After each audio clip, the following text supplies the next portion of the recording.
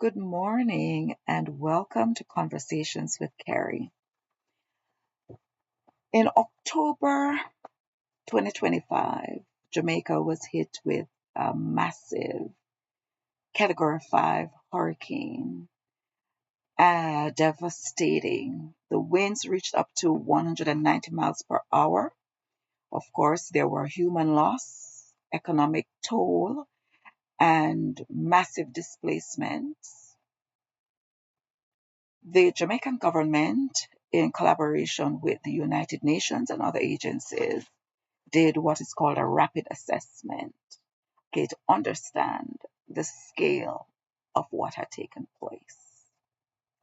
And so the United Nations used remote technologies, so it only gives an estimate, while the Jamaican government used what we call in-person assessment. Okay, so persons went from place to place to assess damage and for census to identify persons who are still alive, needing emergency assistance, or as we said, unfortunately, we did have human loss as well.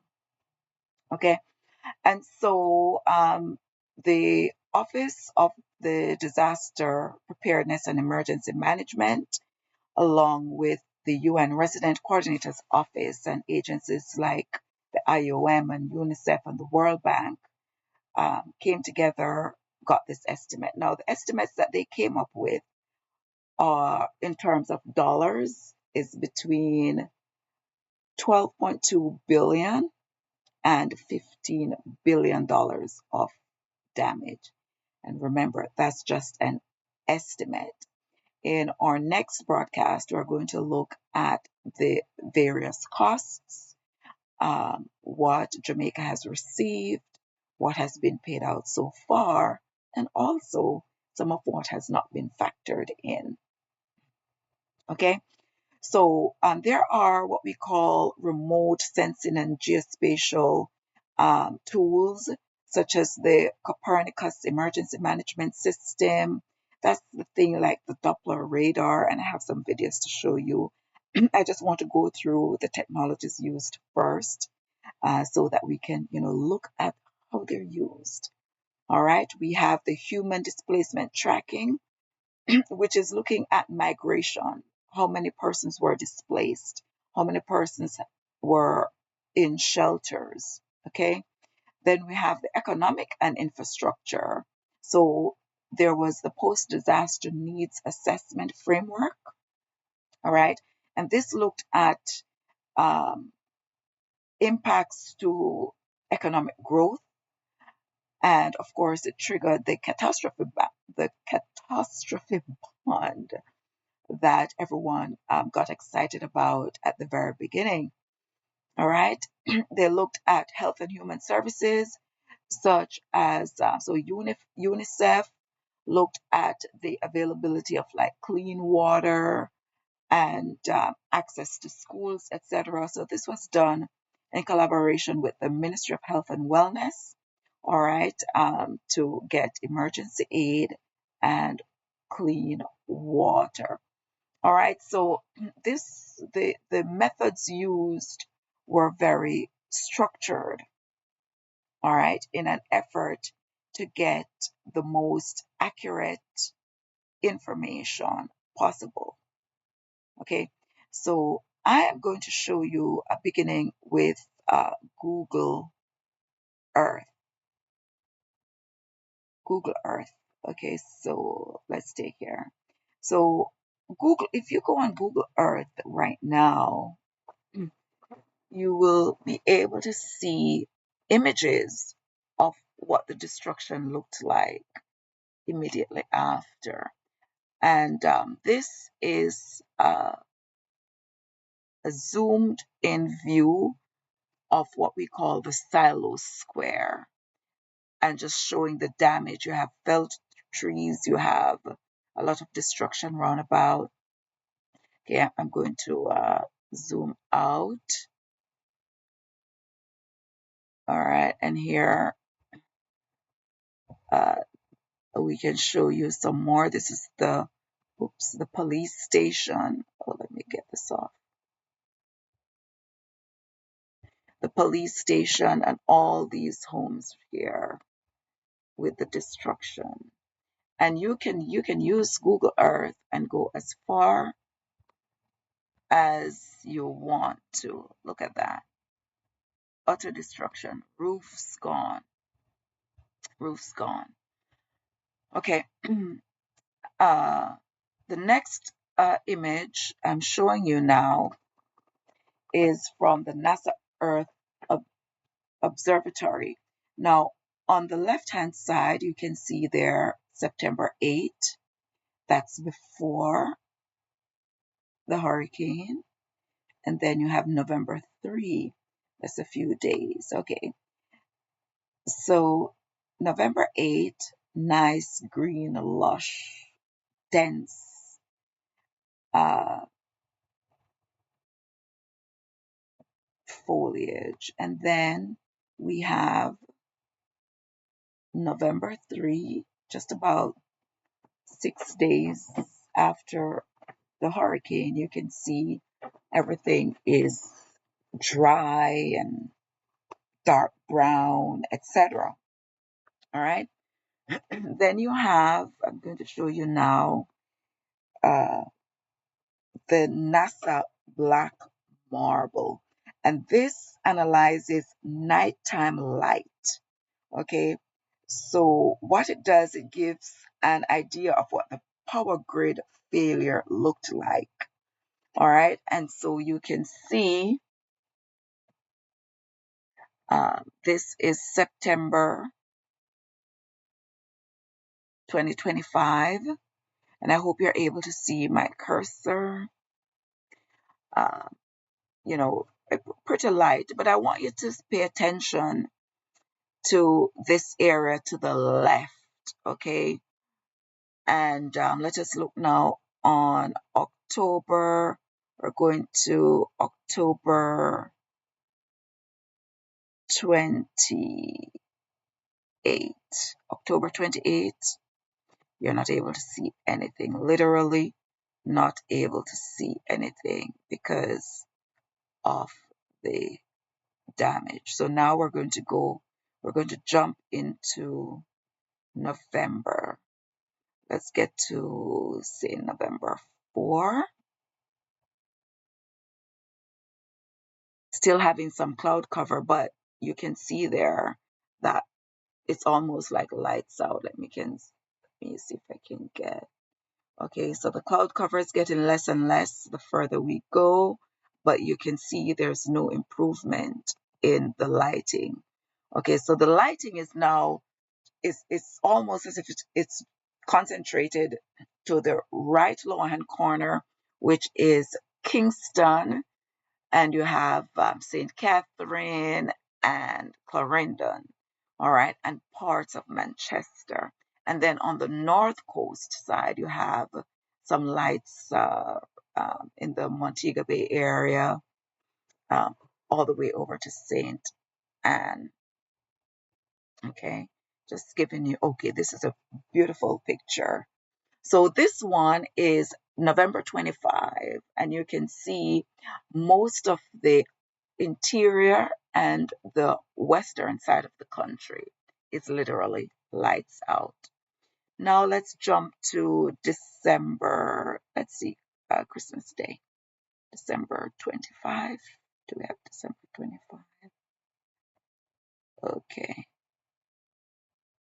So December 25, as you can see, some improvement, but the improvements are over the areas that were not severely damaged. Okay, so the eastern side and the middle of the island, there are lights. Let's come into January, and it's better. You're beginning to see light enter into more the Hanover and parts of Westmoreland and the southern side of St. Elizabeth, but still the the south, the southwestern, the northeastern, the northwestern, and the eastern sides of St. Elizabeth and Westmoreland, and getting up into Trelawney. Um, those are still lights out, still lights out. So we're going to go now to, let's see if we can go to current day. Okay, so let's go to maybe the 13th. We're getting some glare over there. That's the Montego Bay area. All right, that's better. And as you're still seeing a lot of darkness, okay? Especially to, as we said, the northeast section of St. Elizabeth. I hope you can see my cursor. And there's a reason for that. Okay, there's a reason for that. And this is because while the Jamaica Public Service fixed the grids and replaced the light poles, there are still homes with no roof, so there's no electrical systems in their houses for them to receive electricity. So while the Jamaica Public Service may have done their part, okay, most of the St. Elizabeth, Trelawney, and parts of Westmoreland remain dark on this map because there are people still without housing, still without roofs, no electricity to these houses without roofs, and so it remains dark. I hope that was beneficial for you. Now, the assessments that were done using all these fabulous things that we spoke about, the Preparedness system, the remote viewing systems, the NASA Black Marble system, the uh, NASA Landsat commercial satellites, and individual audits by the disaster preparedness and the Ministry of Labor. Um, the assessment to date reflects approximately 191,000. That's 191,000 structures damaged. Of that 191,000 structures damaged, 146,000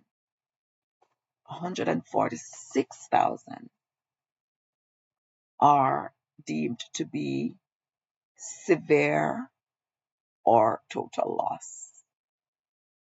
Severe or total loss. Now, there is no indication of the 191,000, how many are residential versus commercial.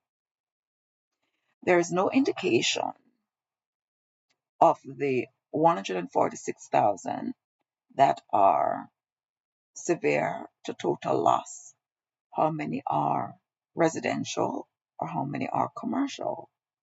However, I can tell you that as of March 11, 2026, the Department of Labor has announced that they've done over 100,000. They did not give the exact figures. They said over 100,000 assessments. Okay. And so uh, what we find is that, or what we found also, is that there are monies that are beginning to be paid out for persons to begin repairs on their properties. However, based on our findings, the payouts completed so far are for severe damages only 5,480. and that's residential. As we said, we don't know how many of the 146,000 were uh, residential or how many were commercial. But so far, the Department of Labor is reporting payouts to 5,480 severely damaged households. And we're going to dedicate a broadcast specifically to um, the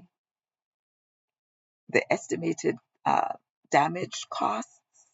We're going to dedicate to the amounts of monies that were received and other payments that have been made so far. Okay, so the World Bank used a tool called the Global Rapid Post Disaster Damage Estimation Tool, otherwise called the GRADE tool, to calculate the approximate replacement cost. And this was based on the estimated value of the structures that were damaged or sustained total losses. Now, this is actually good. This is actually good because I was at I was at I was in college in 1993 when there was an earthquake, and I started working for an insurance loss adjusting agency that same year, evenings and holidays. And up to December 1994, persons' assessments were still not yet completed. So the ability to even get an estimate whether it's accurate or not and to begin to provide relief is actually a good thing. So I'm grateful for that. Okay, so the United Nations Economic Commission for Latin America and the Caribbean, uh, in association with the Jamaican government, agree that the losses were both physical and macroeconomic. So those were considered as well. And for the macroeconomic, they were looking at social, such as gatherings. Jamaica is a big party town. And so losses from events and parks and recreation, productivity losses, such as losses from farms and industries like the Appleton Estate, and infrastructure such as the homes, the hospitals, and the roads. Now, what were not included in the assessments are cleanup costs, loss of belongings, because when the roofs go, the furniture got drenched, okay, and the massive losses. I heard a lady said, I cannot scrape up the flour and reuse it. I cannot pick up the rice and reuse it. She was just trying to explain to us what a total loss that was.